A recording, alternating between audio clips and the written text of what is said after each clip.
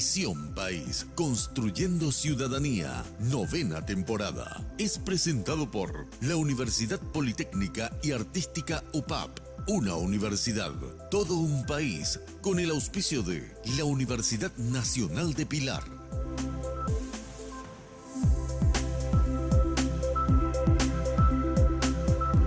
Bienvenidos a Visión País, buenas noches. Hoy queremos analizar con ustedes el escenario político con vistas al 2018.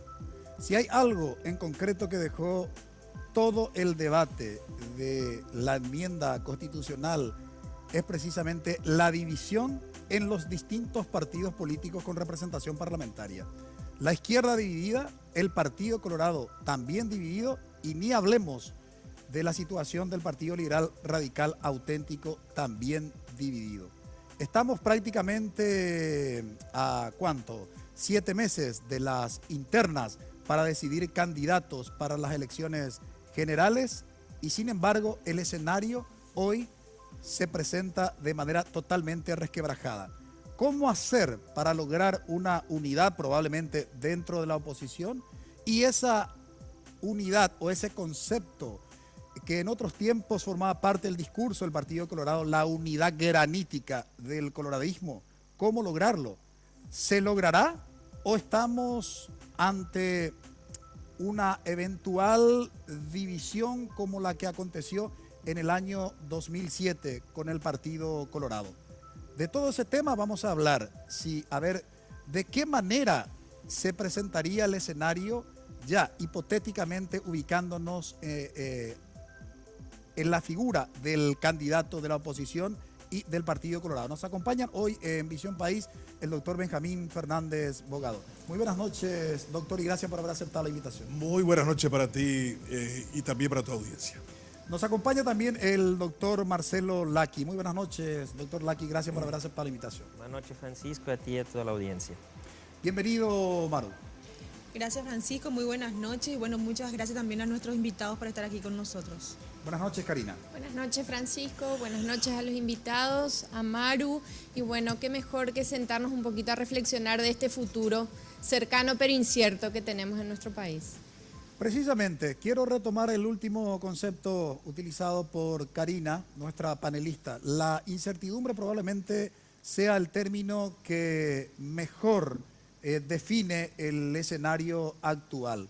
Esta semana fue una semana, sin lugar a dudas, de muchas danzas de nombres dentro del Partido Colorado, lo que anunció también dentro del Partido Liberal Radical Auténtico el presidente de su directorio, Efraín Alegre. Sin lugar a dudas fue una novedad muy aplaudida por el sector llanista, digo bien, y la izquierda, sin lugar a dudas, que hoy ve más como un potencial al actual intendente de Asunción, digamos, como posible jugador estratégico de unidad de toda la oposición, después de aquel apoyo del Frente Guazú, que sin lugar a dudas dejó una imagen poco favorable en la persona de Fernando Lugo. Bueno, realmente, ¿cómo se viene el escenario? ¿Qué nos espera en los próximos meses? Sobre ese tema hablaremos a la vuelta de la pausa.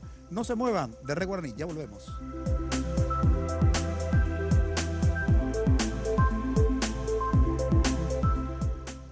Esta idea se llama Crea Moda, un concurso que fusiona arte y cultura con diseño textil e indumentaria. Para crearlo, se unieron diseñadores textil e indumentaria, docentes, artistas, administradores de empresas, comunicadores audiovisuales, diseñadores gráficos, arquitectos, y lograron que estudiantes como Alma puedan viajar y conocer otras culturas. Distintas carreras transforman ideas en acción. Elegí la tuya en UPAP. Dedicación, excelencia, innovación, investigación, profesionalismo, solidaridad. Son virtudes que el país demanda y hay personas como vos y yo que las estamos alcanzando. El desafío no es fácil, hay muchos obstáculos, pero siempre están las herramientas y la ayuda necesaria. No estamos solos en esta carrera, tenemos la fuerza, la capacidad y el corazón. Y porque amamos lo que hacemos, queremos ser los mejores para ofrecer lo mejor.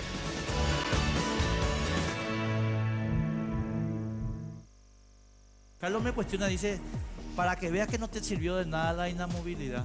No es que sea un genio, ¿verdad? Pero el verdadero motivo para el veto por parte del Poder Ejecutivo fue el tema del manejo discrecional de los bonos. Elementos que muestran la realidad de nuestro país. Análisis e informaciones sobre temas de actualidad. Todo sin límites. Con la conducción de Enrique Vargas Peña y Carlos Gómez.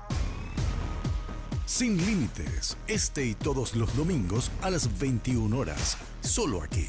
Por Red Guaraní.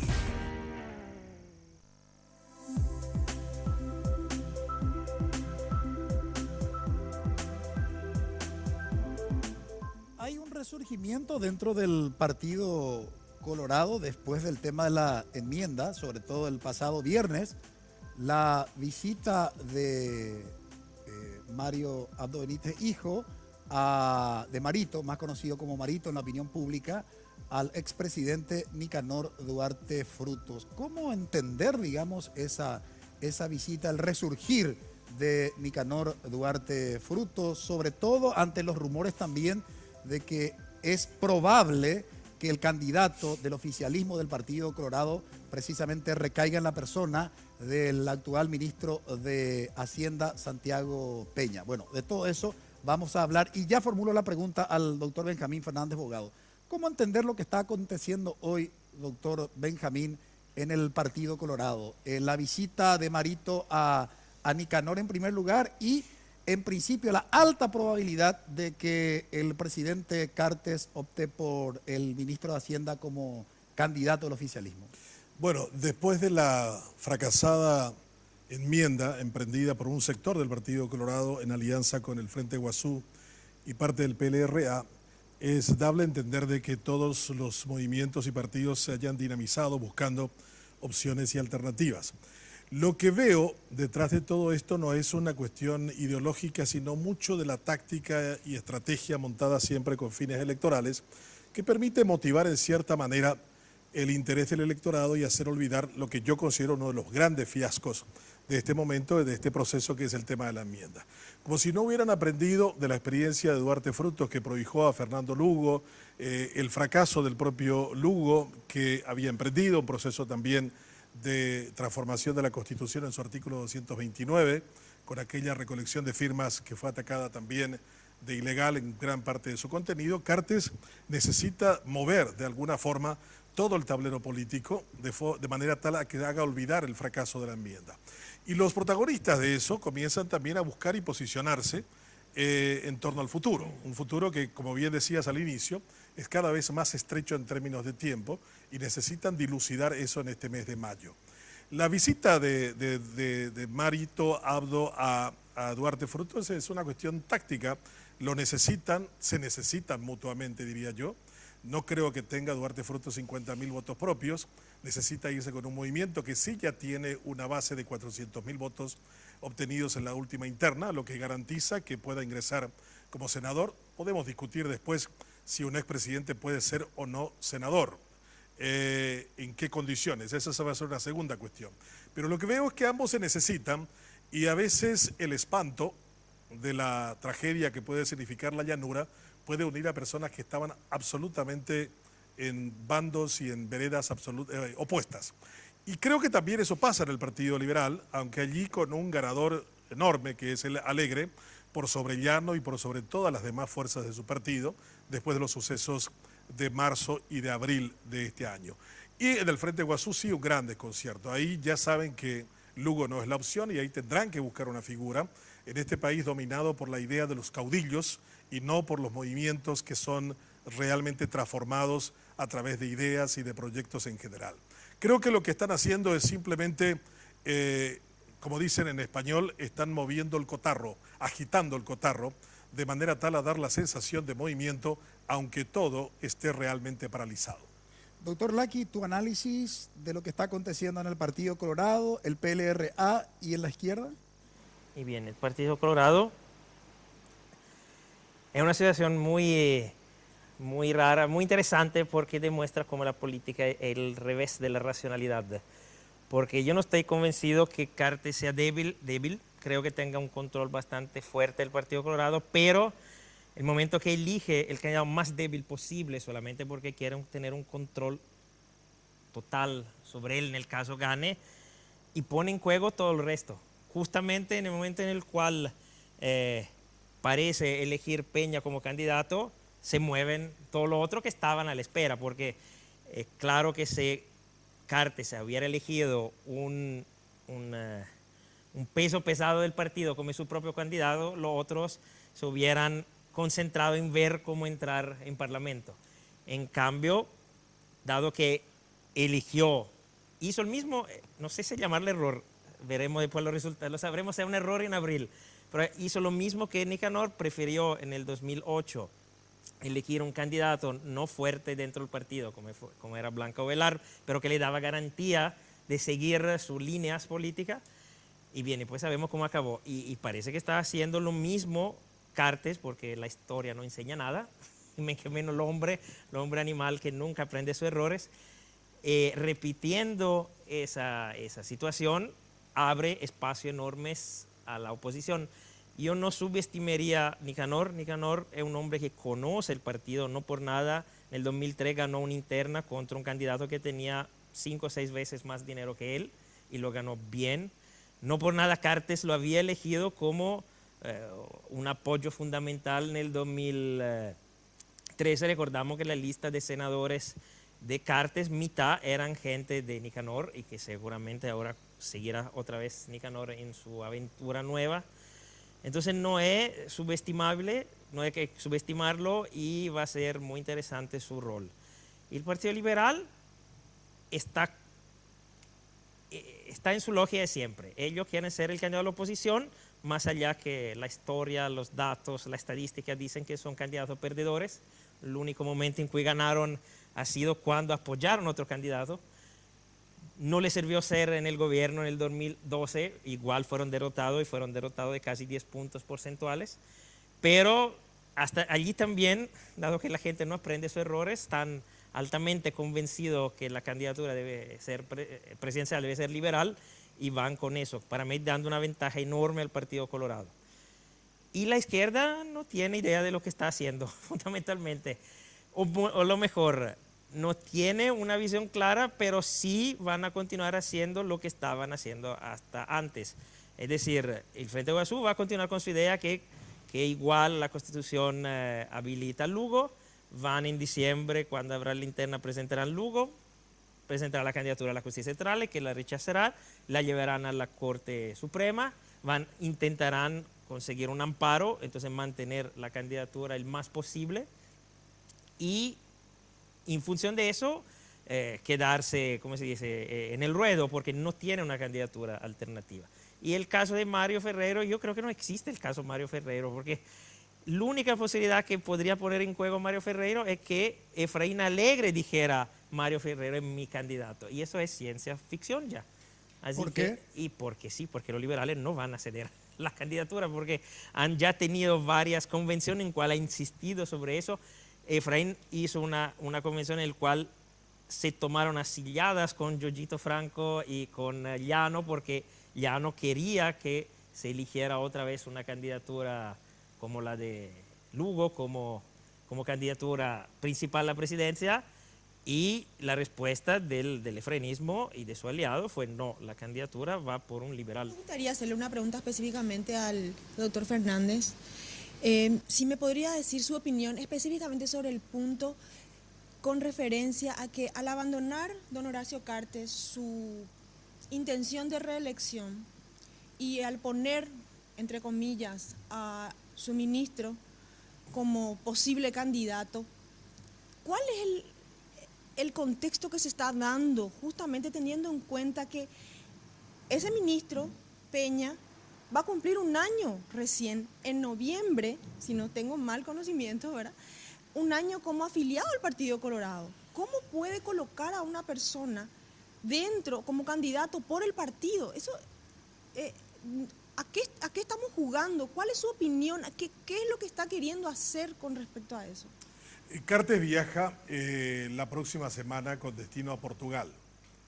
Se van a recordar 100 años de la aparición de la Virgen de Fátima a los 3 pastorcitos.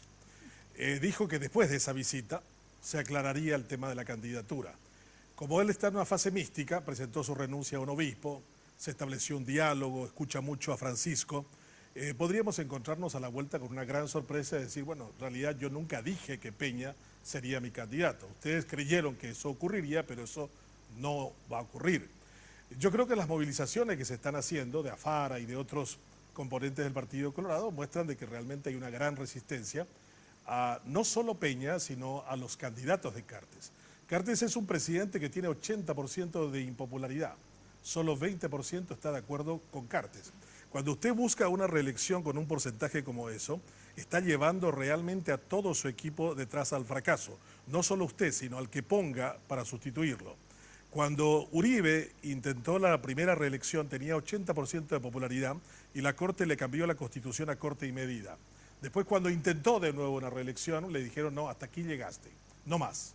Y quien lo sustituyó era un hombre de su riñón, Juan Manuel Santos, era su ministro de Defensa.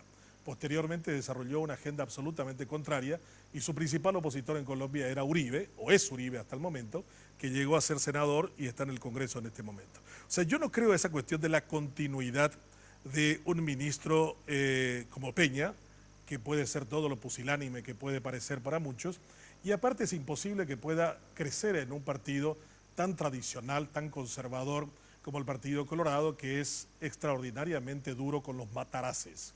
Y si Guasmosi sufrió ese epíteto durante mucho tiempo, durante la campaña frente a Argaña, esto va a ser todavía mucho más terrible. La cuestión de la legalidad es cierto, él no podría hacerlo, pero eso nada obvia que los convencionales colorados sean convocados y digan que el candidato solo necesita 6 meses de afiliación. Eso no hubo problemas con Cartes, ¿por qué tendría que haber problemas con él? Y como en este país no nos dejamos llevar por las normas son simplemente una escapatoria y una válvula, un pretexto que usamos cuando tenemos una crisis, a mí me parece que eso no es relevante. Lo relevante es que Cartes es un presidente de muy alta impopularidad y con un delfín que le va a costar muchísimo generar una situación reactiva contra quien le sostiene políticamente y a Cartes tampoco le gustará, como le había recomendado aquel asesor a Nicanor y a Blanca Ovelar, peléense, porque si van juntos no te conviene a vos, Blanca. Y Nicanor no quiso hacer el teatro de la pelea con su candidata, al contrario, se involucró más y más en la campaña y finalmente el jefe de campaña de Fernando Lugo, el mejor de todos, fue Nicanor Duarte Frutos. Increíble. A la vuelta de la pausa queremos justamente hablar de los grandes líderes del Partido Colorado, como el caso del presidente de la Cámara de Diputados, sin lugar a dudas. El diputado nacional Hugo Velázquez es un gran estratega, es uno de los pocos diputados que logró consensuar y acordar para modificar nada menos que el reglamento interno de la Cámara de Diputados para ser reelecto presidente de dicha Cámara por 2 años y medio. Mire que hay que ser un buen estratega para lograr eso, reitero, por consenso, con el apoyo incluso de la oposición con representación parlamentaria. Y él en declaraciones públicas, hablo del diputado Hugo Velázquez en declaraciones públicas, dijo que no estaba de acuerdo obviamente con la posibilidad de que Santiago Peña sea el candidato del oficialismo en el Partido Colorado. También desde el día jueves públicamente el vicepresidente Afara comenzó a manifestar su malestar respecto de la probabilidad de que sea justamente el ministro de Hacienda el candidato oficialista. Estoy hablando simplemente de 2 líderes políticos con bastante peso dentro del Partido Colorado. Por supuesto, hay otros también que por una cuestión de tiempo simplemente no mencionamos. A la vuelta de la pausa seguiremos analizando qué ocurriría si Santiago Peña fuera el candidato del oficialismo dentro del Partido Colorado y cuáles son las posibilidades o probabilidades que tiene la oposición con vistas al 2018. Brevísima pausa.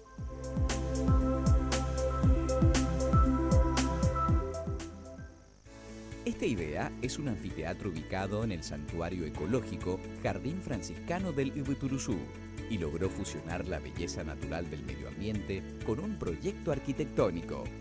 Para crearlo se unieron arquitectos, docentes, ingenieros eléctricos, ingenieros civiles, administradores de empresas, profesionales del turismo, y lograron declararlo de interés departamental por la Gobernación Central y de interés ambiental por la Secretaría de Medio Ambiente. Distintas carreras transforman ideas en acción. Elegí la tuya en UPAP. Carlos me cuestiona, dice, para que veas que no te sirvió de nada la inamovilidad. No es que sea un genio, ¿verdad? Pero el verdadero motivo para el veto por parte del Poder Ejecutivo fue el tema del manejo discrecional de los bonos. Elementos que muestran la realidad de nuestro país. Análisis e informaciones sobre temas de actualidad. Todo sin límites. Con la conducción de Enrique Vargas Peña y Carlos Gómez. Sin límites. Este y todos los domingos a las 21 horas. Solo aquí. Por Red Guaraní.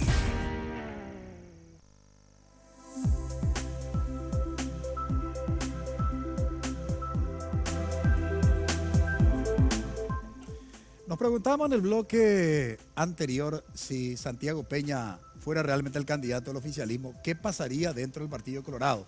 Si estaríamos nuevamente ante un escenario como el del 2007, donde hubo una ruptura importante dentro del Partido Colorado que implicó ir a la llanura, a la ANR, y básicamente también dentro de la oposición, ¿cuáles eran las probabilidades precisamente de ganar las elecciones generales? Sí, fundamentalmente a mí me gustaría detenernos en algo que decía el doctor Fernández Bogado y que reforzaba un poco también Marcelo Lacchi en términos de la construcción de una nueva ciudadanía también y esa actitud empecinada de los partidos tradicionales de mover el caudillismo como única estrategia de llegada al poder.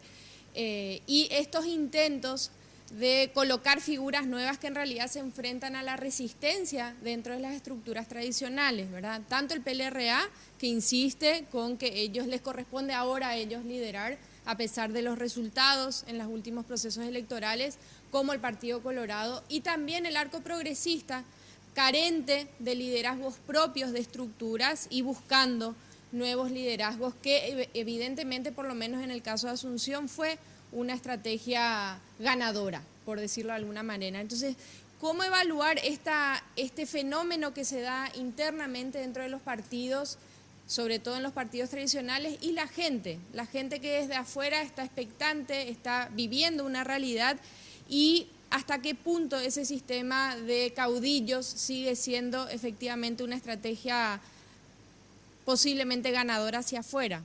Comenzamos con Marcelo. Sí, es muy interesante el sistema político paraguayo porque está viviendo una suerte de esquizofrenia donde tenemos un 70% del electorado que tiene una identidad partidaria fuerte, principalmente los partidos tradicionales, entonces tiende a votar su partido, pero odia a los líderes de su partido. En efecto, después se tiene que buscar afuera en la sociedad civil, desde casi una década, a buscar candidato potable. Entonces, sí, yo quiero votar mi partido, pero no hay ningún líder de mi partido que es aceptable para que asuma el cargo presidencial o de intendente de la principal ciudad del país. Y en eso estamos en ese momento con liderazgos muy débiles dentro de los partidos y por el otro lado la necesidad de poder encontrar una candidatura que pueda agregar no solo dentro del partido, también voto externo. La candidatura de Peña, que yo no sé realmente si va a ser definitiva, estoy de acuerdo con Benjamín, puede ser que ahora aparezca hasta como prueba y después vamos a ver. Aunque allí cuenta mucho también la característica muy autoritaria de Cartes, que de buen empresario quiere imponer su voluntad más allá que todos digan que es equivocada. Nace también de eso, nace de la necesidad de tener a alguien que escuchas la voluntad futura del presidente o del actual presidente Cartes, pero nace también de la voluntad de meter una candidatura que pueda agregar un sector más allá del Partido Colorado. Y la reacción de los líderes tradicionales es justamente en eso, la voluntad de intentar imponer una candidatura partidaria para evitar que ocurra lo que ha ocurrido con Cartes en los primeros años de su gobierno, donde el partido no contaba nada, porque el Partido Colorado ha empezado a volver a contar algo en la vida de Carter en el momento en cual Carter ha decidido que quería la reelección. Pero antes el Partido Colorado era dejado totalmente de lado y cada líder tenía que buscar su pequeño espacio de poder llevando agua a la mesa de Carter. O sea, es una situación muy... Sí, en realidad no hay un partido, hay movimientos. No hay una estructura de partido que pueda decir yo quiero esto porque yo represento estos valores. Son los movimientos que representan intereses sectoriales los que se mueven y dinamizan por dentro. Para mí este es el baile de los viejos chamanes que están tratando de rescatar la antigua magia de la dinámica interna de los partidos y se están olvidando de que estamos entrando en una era absolutamente nueva con una nueva dimensión de votantes que van a debutar en gran medida ya en el 2018 y en el 2023 serán poder. Eso estamos hablando de gente que no ha votado nunca y que ahora sí tiene un profundo malestar con las candidaturas, con los partidos y que no está encontrando ningún tipo de respuesta. Entonces, ¿qué hacen los chamanes? Bailan alrededor del fuego, invocan a los viejos dioses, cuando ese cuento ya no se vende tan fácilmente a personas que se comunican por WhatsApp y otros elementos tecnológicos. A mí me parece que todavía seguimos haciendo un análisis pensando en el viejo Paraguay y creo que hay un nuevo Paraguay que ha demostrado ya en sus épicas cívicas, primero la salida del rector Froilán Peralta y su grupo de la Universidad Nacional, Una no te calles es una épica, después hace un año jóvenes estudiantes de secundaria echaban a la ministra de Educación y hace muy poco tiempo veíamos muchos jóvenes manifestándose en contra de la enmienda. Y esta gente ya sabe el poder que tiene, ya es consciente de la cosa que no le gusta y ya sabe la fuerza que podría impulsar a un proceso de cambio. O sea, yo cuando veo a los partidos políticos invocar a las viejas fórmulas, en realidad vale para ellos y para el pequeño cotarro del que son parte integrante, pero no tienen la capacidad de entusiasmar a nuestra gente joven, que vuelvo a decir, en un porcentaje superior al 30% va a debutar votando en el 2018 y será poder, y eso lo firmo, en el 2023. El argumento que tiene, me decían ayer, sí, pero del fondo, mira que la elección que podría acercarte con Peña es un poco el imaginario del joven, tratando de sintonizar con ese electorado que vos decís que va a jugar un elemento importante. Sí, pero está tratando de vender un pescado nuevo con mucho olor azul en un mercado viejo administrado por pescadores rojos conservadores a ultranza. Así mismo es, y comparte completamente lo que dice el doctor Fernández. Y ahí nos vamos también a algo muy importante que yo considero que los políticos hoy están diciendo de que necesitan reivindicar a las bases, reivindicar a los presidentes seccionales, pero realmente para mí es reivindicar al pueblo, es reivindicar a la gente, a la comunidad, porque ¿qué es lo que hacen? Es ese nexo que existe entre el pueblo y sus gobernantes, es esta persona que hoy es un dirigente, un líder, vamos a decir, de la comunidad, pero realmente es reivindicación al pueblo, que es lo que hoy está necesitando, es la gente, es el paraguayo en sí, es la nación. Y eso nos estamos olvidando nosotros, estamos peleándonos entre los políticos como cosa, como un problema de solamente políticos y sin embargo es realmente el pueblo el que está queriendo que se le reivindique, que valga la redundancia, ¿verdad?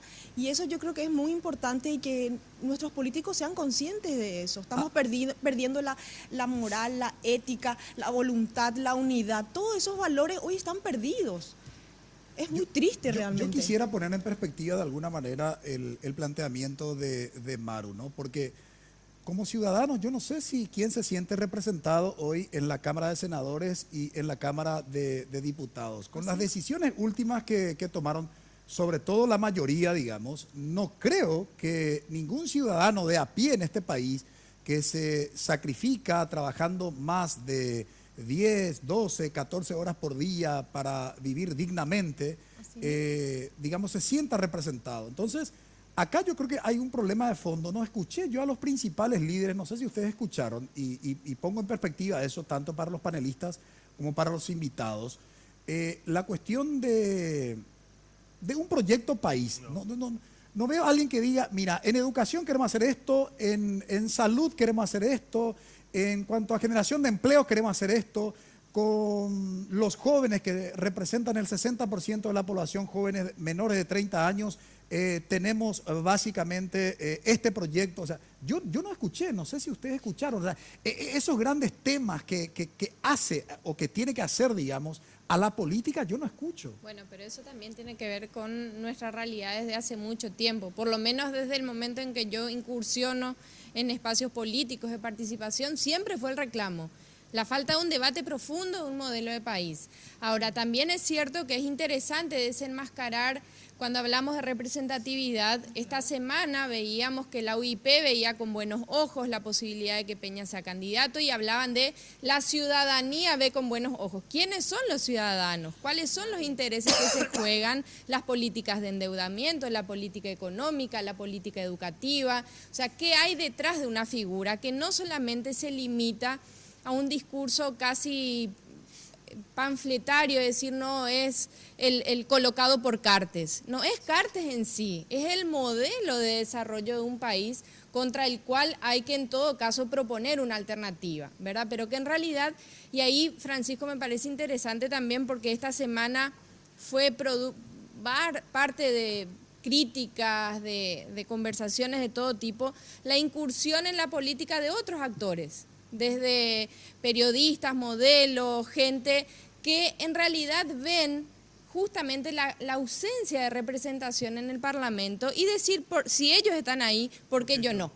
Y por el otro lado, la ciudadanía o sectores de la ciudadanía que dicen, si ellos están ahí, no cambia nada. O sea, a mí también me gustaría saber la opinión de ustedes en términos de cuál es la expectativa de la participación electoral del 2018. ¿Cuál es la esperanza que hoy tiene la gente de poder votar y que ese voto modifique en algo sus condiciones o reproducir más de lo mismo que le toca vivir hoy en día, ¿verdad? Como tengo que cumplir con mis anunciantes y es interesante el planteamiento y no quisiera cortar la intervención de nuestros invitados, a la vuelta de la pausa ponemos en perspectiva todas estas cuestiones que estamos planteando.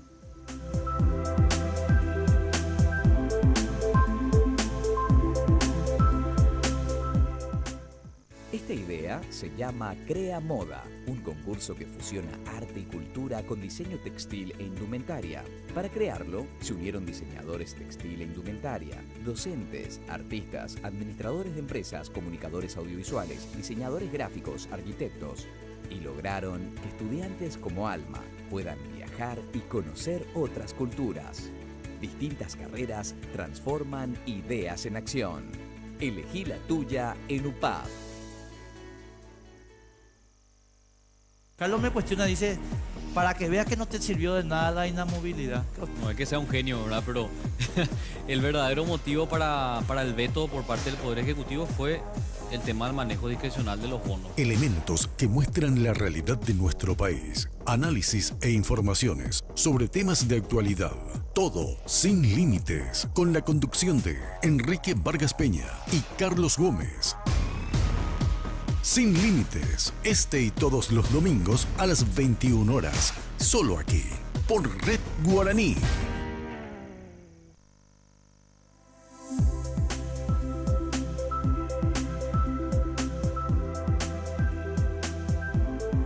Quedó el planteamiento de nuestra panelista Karina en relación con el tema del electorado que de alguna manera el doctor Benjamín Fernández Bogado ya planteó cuando recordó el caso del fenómeno Una No Te Calles y también de los estudiantes secundarios que emergieron como actores políticos decisivos, porque por primera vez en la historia de la educación paraguaya y creo que en la historia política de nuestro país, una movilización de estudiantes secundarios logra destituir a una secretaria de Estado. La pregunta para nuestros invitados, ¿cómo está básicamente, o cómo ustedes perciben básicamente hoy el electorado con vista al 2018? Sí, mira, hay dos cuestiones. En primer lugar, hay un historial de participación electoral juvenil bajísimo en la historia democrática de Paraguay. Los jóvenes generalmente no votan, votan en cantidad bajísima desde los 18 hasta los 28 años y después empiezan a votar en forma más masiva porque seguramente entran en la lógica del clientelismo por el cual que muchos sectores de la ciudadanía están obligados a entrar para sobrevivir. ¿Y cuál empiezan es el motivo a votar de esa baja participación? Y seguramente porque no hay un interés.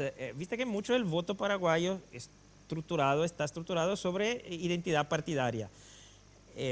datos que se manejan dicen que a nivel juvenil la identidad es mucho más baja.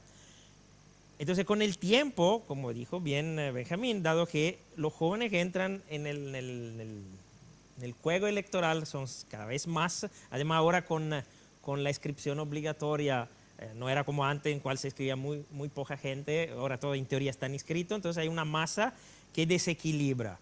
Pero este desequilibrio, donde tenemos cada vez más gente con una identidad partidaria baja y que podría determinar cambio, está, entre comillas, compensado de esta falta de voluntad electoral. Ahora, es verdad que en el último 2 o 3 años tuvimos una movilización juvenil muy fuerte, pero la movilización juvenil fuerte no se vuelve automáticamente voto si no hay alguna candidatura que se exprese en eso. Miramos Chile. Chile 10 años que tiene altísimos niveles de participación juveniles y tiene nivel de participación electoral bajísimo. El último intendente de Chile, de Santiago del Chile, fue elegido con un 35% de participación electoral, sencillamente porque la gran masa de electores no veía ningún candidato aceptable. Entonces, sin saber lo que va a pasar realmente en el 2018, nosotros estamos entre estos dos elementos. Una gran cantidad de jóvenes que también tuvieron una experiencia de participación activa en la vida política, que entra y que podría desequilibrar, pero al mismo tiempo no sabemos si hay candidaturas que pueden atraer ese voto. No sabemos si puede haber algún candidato que realmente despierte el interés de esta gente para ir a votar. Y la posibilidad que ocurra como en Chile, donde el voto juvenil se pierde en el abstencionismo, en el voto nulo, es posible. Y allí es interesante por lo que estábamos diciendo antes, de cómo tenemos una política, un juego de la política de los viejos líderes que juegan dentro de todo el sistema clientelar tradicional, mientras un electorado que está mudando de forma de entender la política. Pero siempre recordando que estamos en un país que no es solamente Asunción, Paraguay, y que estamos en un país donde la identidad partidaria es muy fuerte, donde la afiliación al partido es algo que no tiene ejemplos similares en el resto del mundo. No existe un país donde el 80% de la población está afiliada a un partido, hasta con múltiples afiliaciones, pero ese es otro problema. Ahora, yo creo que los jóvenes no van a ser movidos por las figuras, ni tampoco por las ideologías, van a ser empujados por el futuro. Esta generación de paraguayos va a ser su épica, no porque le moleste algo, sino porque carecen de algo. Y ese algo se llama futuro. Esta puede ser la primera generación de paraguayos que no supere a sus padres, en términos de ingresos, en términos de oportunidades, en términos de estabilidad laboral, en términos de construir una familia, por ejemplo. Y eso les está llevando a ellos, muchos de estos jóvenes se enojan contra el rector, contra la ministra, contra la enmienda. En realidad están enojados porque no hay futuro para ellos. Y eso los está moviendo hacia la construcción de una épica en conjunto que puede traernos muchas más grandes sorpresas que las que creemos. Y cuando uno mira la ausencia de ideas fuerzas, que para mí es lo más importante en la política no es si va a ir Peña o no va a ir Peña. La pregunta es, si Peña fuera presidente, ¿qué es lo que haría? Si Peña va a ser simplemente el ministro de Hacienda que va a cobrar 3 aguinaldos en un país como este, con unos ingresos económicos realmente paupérrimos, con un salario mínimo que es mucho menor a lo que ganaban en 1960 mis padres y que podían hacer muchas cosas con 2 salarios mínimos, hoy no se puede hacer ese tipo de cosas. Y si ese nomás va a ser el presidente, ¿qué es lo que va a cambiar? Estamos jugando en la lógica de ellos, estamos siendo distraídos cuando hay una urgencia enorme acerca de cómo responder a este proceso de urbanización de la política mucho más grande. Estamos analizando al Partido Colorado desde el punto de vista del naco, del poncho y del caballo y de la polca. Cuando acá el problema es el problema de la vivienda, el problema de la infraestructura educativa, el mundo sanitario en el que vamos a vivir. Nadie nos habló que, por ejemplo, había que fondear con recursos la banca de segundo piso para hacer que tengamos $1.000 millones disponibles para que la gente pueda hacerse de una casa $30.000 por lo bajo, de forma tal a que pueda acceder a una vivienda. Acá el gobierno se siente orgulloso de 20.000 viviendas. El Paraguay necesita construir 100.000 viviendas en un periodo anual y eso se lo puede hacer cuando hay recursos. El ministro Peña no tendría que hablar diciendo este tipo de cosas, pero ¿qué autoridad puede tener alguien que corre para ser afiliado ante el temor de perder un cargo?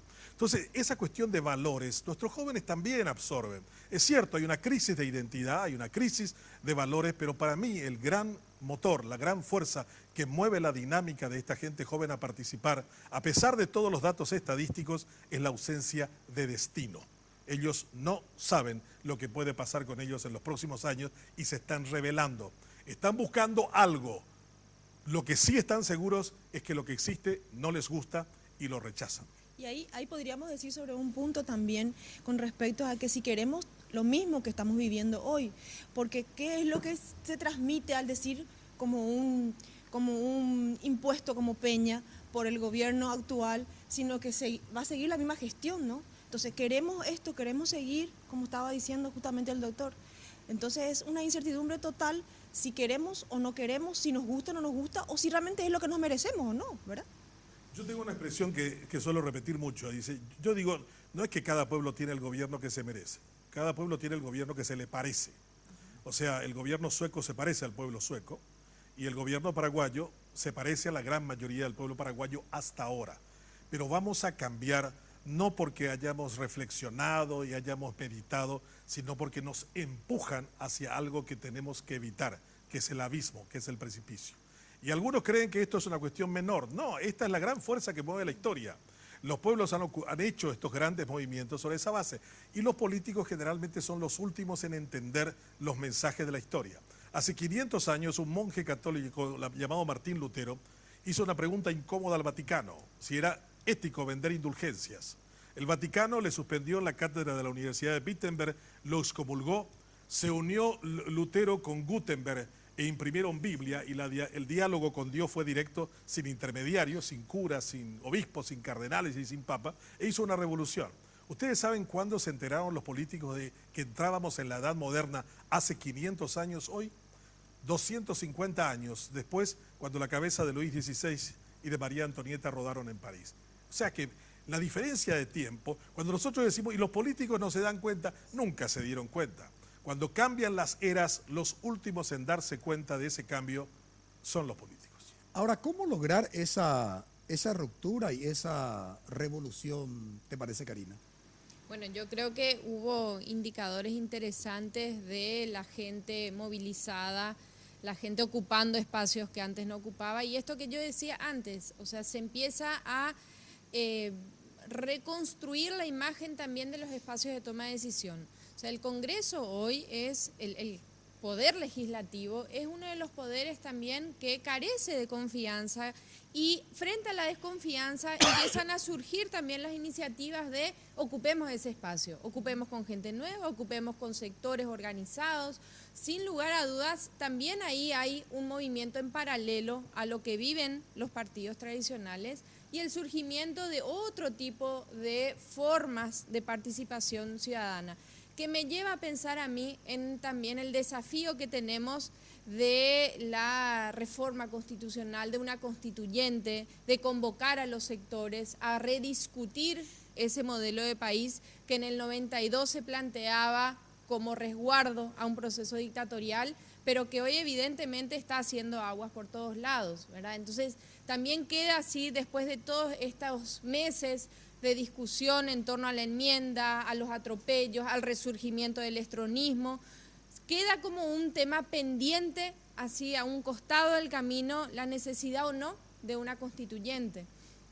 Efectivamente, ¿ustedes consideran, tanto el doctor Laki como el doctor Benjamín Fernández Bogado, ya hoy de la necesidad de un nuevo pacto social, doctor Laki? Y constituyente hace rato necesitaríamos para arreglar la segunda parte de la Constitución, que llena de problemas, errores, de un exceso de poder que se dio al Parlamento, que le permite controlar el poder judicial y hasta limitar extremadamente el poder ejecutivo, a menos que el poder ejecutivo, como en ese momento, no tenga una mayoría estable dentro del Parlamento. Y hay muchos problemas. El problema es que la constituyente es una cosa bastante delicada. Por ejemplo, nosotros tenemos, gracias al hecho de que la constituyente fue hecha enseguida después de la fin de la dictadura, una constitución bastante abierta y democrática, porque había condición histórica en ese momento. Ahora yo no sé si esa condición histórica está dada para poder fortalecer los elementos democráticos y de abertura de esa constitución, o nos arriesgamos de vernos con una constitución mucho más conservadora y reaccionaria. Si se quiere hacer una reforma, y se puede hacer, se debería hacer un debate en serio, se debería construir una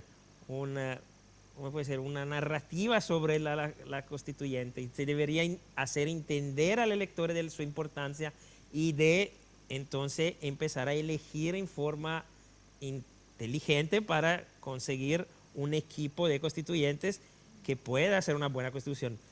Con todos los límites que tiene la constitución paraguaya actual, tuvimos una asamblea constituyente llena de personalidades, cosas que ahora, con la lógica partidaria que tenemos, arriesgamos de tener una constituyente llena de seccionaleros y comiteros. Sobre ese y punto, eso nos haría muy positivo para construir una constitución interesante para el país. Sobre ese punto, doctor Laki, justamente el doctor Benjamín Fernández Bogado fue ciudadano convencional constituyente. Primero, la primera pregunta, hoy necesitamos de un nuevo, digamos, pacto como la Carta Magna, doctor Benjamín Fernández Bogado, y otro elemento que nosotros venimos discutiendo aquí en Visión País.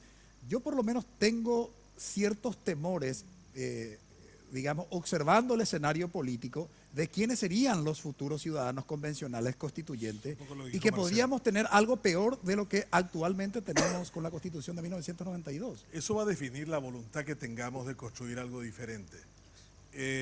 Estuve las 2 últimas semanas en México para escribir un libro que sale la próxima semana, que se llama No da más. Y es un libro, un ensayo político de 200 páginas, donde analiza el sistema de Paraguay y cómo ha sido diseñado el mismo y cómo se ha agotado en sus capacidades. Hay mucha gente que critica la Constitución del 92. Ella ha demostrado en los momentos de crisis que ha sido capaz de poder evitar la posibilidad de terminar en estructuras autoritarias en 1996, en el 1999. Hemos tenido también una experiencia reciente ahora con un Congreso que se tuvo que hacer una barrabasada tremenda que significó la indignación ciudadana para parar el proceso de enmienda porque no tenía capacidad de poder superar la barrera que el Congreso en ese momento estaba poniendo en su Cámara Alta. Yo creo que tendríamos que pensar qué tipo de sistema es el que queremos construir, y para eso deberíamos tener un debate previo realmente muy intenso. ¿Qué nivel de justicia podemos darnos en un país injusto? ¿Qué nivel de representación podemos darnos con esta forma de votar y con estas estructuras partidarias? ¿Qué nivel de capacidad de entender el proceso general del país en términos económicos tenemos? Este es un país desigual, es el tercer país más desigual del subcontinente más desigual del mundo. Entonces, si uno no está capacitado para enfrentar eso y para tener que explicar incluso en algunos casos la mala voluntad de la gente, porque tenemos que explicar español a muchos paraguayos, hay uno que creo que se apellida Fariña, que hay que explicarle que cuando dice el presidente y el vicepresidente electos hace referencia a todo presidente, no el que se encuentra en el cargo determinado, y hay que decirle que también si una mujer llegara presidenta, presidente y vicepresidente electo hace referencia al cargo, no al género. Y cuando dice no podrán ser reelectos en ningún caso, es indiferente a que sean 2 mujeres las que estén al frente del país. Pero esas cosas, por ejemplo, demuestran, como dicen los españoles, la mala leche que todavía mostramos nosotros en el sentido de usar la norma para cualquier tipo de arbitrio. Nunca hay una mejor constitución que los ciudadanos mejores que puedan realmente utilizarla como un recurso estratégico. Hace 4 días Donald Trump fustigó virulentamente con los mismos argumentos de los que se oponen a la Constitución del 92, diciendo que es una constitución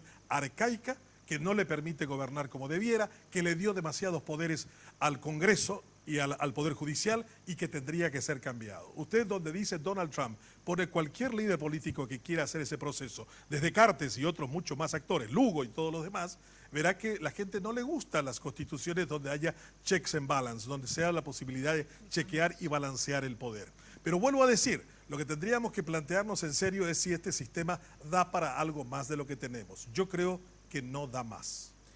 Me quedan 3 minutos a los panelistas para plantear una última cuestión a nuestros invitados.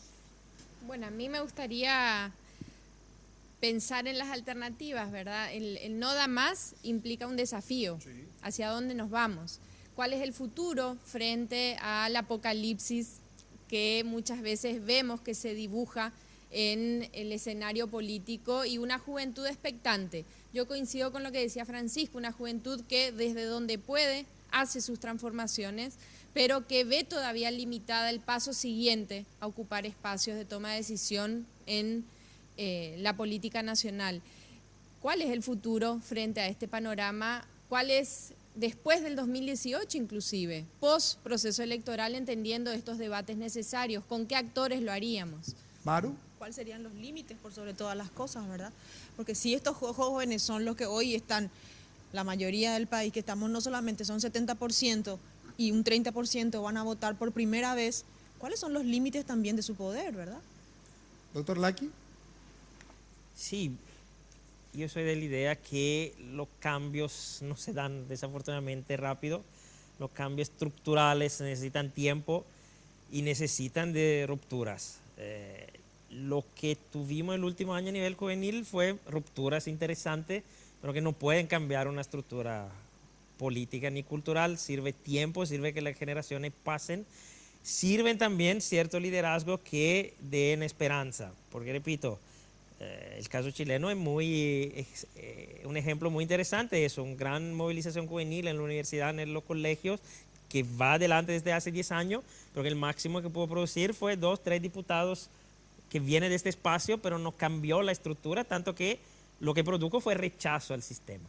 Pero rechazando, al final los rechazadores se vuelven mayoría. Y cuando se vuelven mayoría, allí descubren que por qué rechazar cuando podemos nosotros ir al poder. Pero eso sirve un proceso y no es fácil. No, yo no pensaría mucho el 2018, veremos en los próximos años si para el 2023 esas condiciones empiezan a darse. Pero los cambios estructurales en un país necesitan de procesos largos. Paraguay, en todo modo, está en un proceso de cambio que para mí empezó en el 99 con el marzo paraguayo. Y uno dice, eso ya ha pasado, ¿cuánto? 18 años. Y a veces no son suficientes. No, es que Paraguay tenía un historial democrático amplio y vasto antes del 89. Entonces, sirve tiempo. Yo soy optimista, siempre por naturaleza, pero también no creo que las cosas puedan ocurrir así por voluntad divina o por milagros. Son procesos largos y que tiene su adelante y retrocesos, pero que al final pueden tener un final feliz. Doctor Fernández Jugado. A mí me parece que soy más optimista. Yo creo que tenemos un futuro esperanzador basado en un concepto biológico. Los jóvenes, los que vienen de una experiencia de la generación que nació fuera del cautiverio, o sea, todos nosotros nacimos bajo dictadura. Yo nací bajo dictadura, mi padre bajo dictadura, mi abuelo bajo dictadura, mi bisabuelo bajo dictadura, mi tatarabuelo bajo dictadura. Mi hija nació bajo la democracia y tiene una forma de pensar absolutamente distinta a la que tenemos nosotros. Y esa gente va a producir el cambio. Yo creo que también nuestro concepto de análisis todavía un concepto, como diría Rolando Araya, un concepto mecanicista cuando vivimos una revolución cuántica. Individuos con una capacidad de producir unos cambios enormes simplemente con un meme difundido, viralizado a través de WhatsApp, a través de las redes sociales. Tenemos nuevos elementos de intermediación al poder mediático. La gente dice, acá un par de periodistas hicieron la revolución última, la de abril. No, acá lo hicieron esa comunicación extraordinaria que se dio a partir de WhatsApp y que se dio a través de Facebook. Las redes sociales funcionaron de manera extraordinaria. Yo me di cuenta de eso, unos comentarios que suelo hacer en las redes, que generalmente no pasan de 5.000 personas que la ven, en un comentario posterior a eso tuvo 1 millón de personas. A tal punto que eso me demostró de que realmente había un poder mucho más grande allí que estar escribiendo en otros medios tradicionales. Yo creo que estamos ante un fin de un modelo en el que nos rechazamos admitirlo porque creemos que no vamos a estar en el mismo. Yo creo que lo que hay que es empujar el amanecer y empujar a esta juventud que realmente entienda de que deben dejarse de creerse el futuro. Ellos son no solo el presente, sino que están obligados a construir un mejor futuro que el que hemos construido nosotros. Definitivamente. Yo creo que nuestros jóvenes son plenamente conscientes de que su futuro depende de lo que hoy, en el presente, se haga y se decida. Eso es lo que justifica, evidentemente, esta nueva ciudadanía, digamos, papel protagónico que han asumido, valga el énfasis, como actor político trascendental. caso Una No Te Calles, caso los estudiantes secundarios. Agradecemos a nuestros invitados. Muchas gracias, doctor Marcelo Laki, por colaborar con nosotros en el análisis. Gracias a ti por la invitación, saludo al panel, a Benjamín y a la audiencia. Bueno, un gran gusto compartir con todos ustedes algunas de estas ideas. Gracias, doctor Benjamín Fernández Bogado. A la vuelta de la pausa presentamos la conclusión de nuestro programa.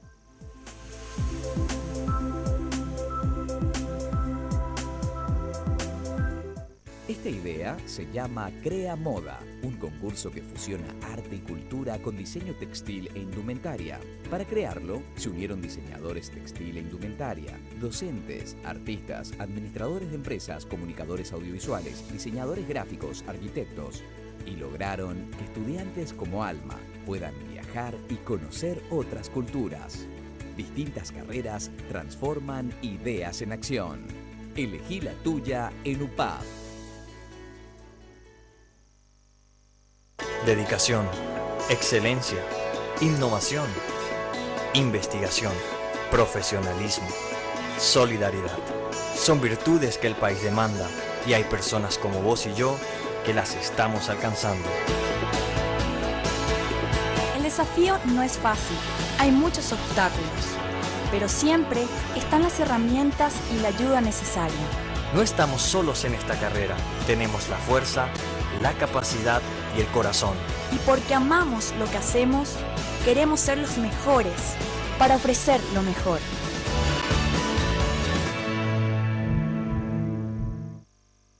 Carlos me cuestiona, dice, para que veas que no te sirvió de nada la inamovilidad.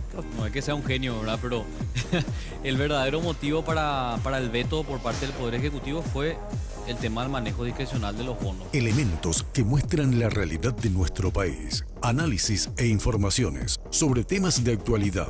Todo sin límites. Con la conducción de Enrique Vargas Peña y Carlos Gómez. Sin límites. Este y todos los domingos a las 21 horas. Solo aquí. Por Red Guaraní.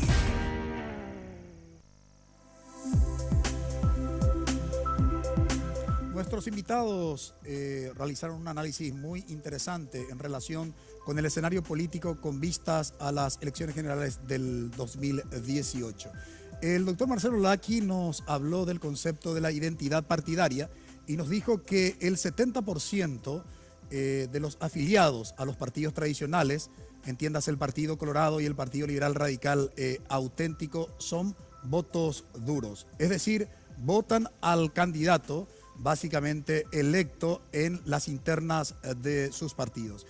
Y que eso resulta muy difícil romper, aunque habló también del concepto de esquizofrenia.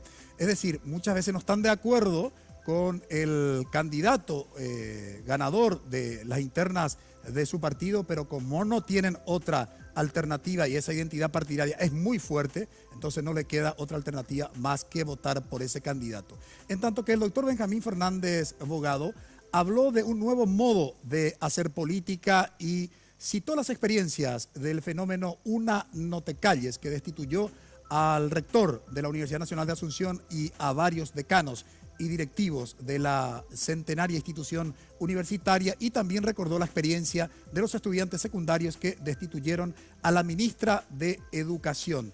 Y dijo que ese caudal electoral que en el 2018 va a manifestar su fuerza entendida como que los votos justamente de esos jóvenes pueden decidir las elecciones del 2018. Y decía, yo me muestro muy optimismo en relación con lo que los jóvenes pudieran decidir. Esto es lo que tenemos por hoy en el escenario político. Veremos en los próximos meses qué se viene. Agradecemos su preferencia. Que tengan un buen inicio de semana. Buenas noches.